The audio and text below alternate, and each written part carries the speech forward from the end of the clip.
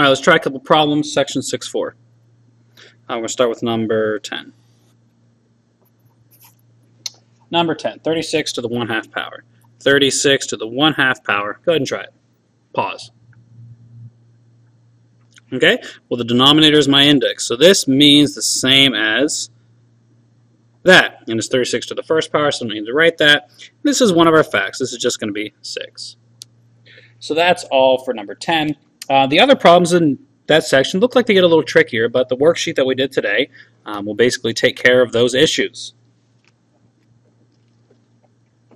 Number 19. The instructions are write in radical form.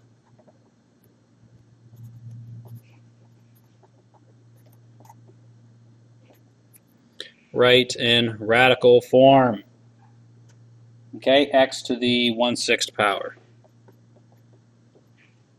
This is just simplify up here. There we go. So write this in radical form. Oh, by the way, this is 386 in your book. Whoops, 386. But you were yelling at me about that earlier. So x to the 1/6 power. Write that in radical form. Go ahead and pause.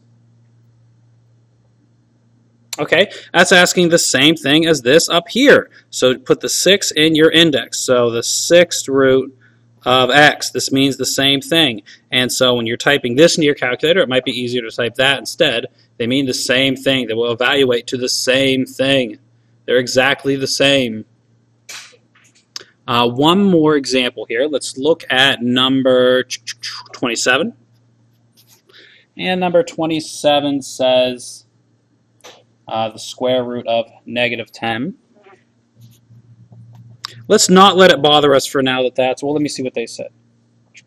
Yeah, let's not let it bother us now that that radical is like that. Okay? All it says is to write this in exponential form. Write with exponent. So go ahead and write this expression with an exponent. All right, let's come on over here. This is going to be -10 to the 1/2 power. But this is incorrect. I need to put parentheses here.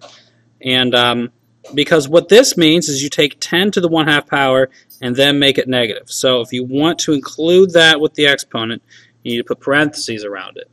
Let me briefly, if I wrote something like 3 minus 10 to the 1/2 power, you would take 10 to the 1/2 power first and then do the subtraction. Well, if I cover up the 3, it's the same idea. You do the power first and then the negative. And this is true on your TI-83 as well. If you type this, if you want to do this, you'd have to type that. And this will come to a complex number, and that's okay. Let me get rid of that. Go ahead and do your 3 questions. Okay, why don't you do 11 through 34? And I know that's a bunch, but a lot of them are easy. You'll fly through it. So 11 through 44, except don't repeats. No repeats. 11 through 34, no repeats. So 11 through 34, but you don't have to do 19 or 27 again, obviously. And then we'll work on this section a little bit more over the next day or two. So go ahead. Oh, did you do 3 questions? Oh, no, I forgot. Oh, well, hopefully we'll fix that. Bye.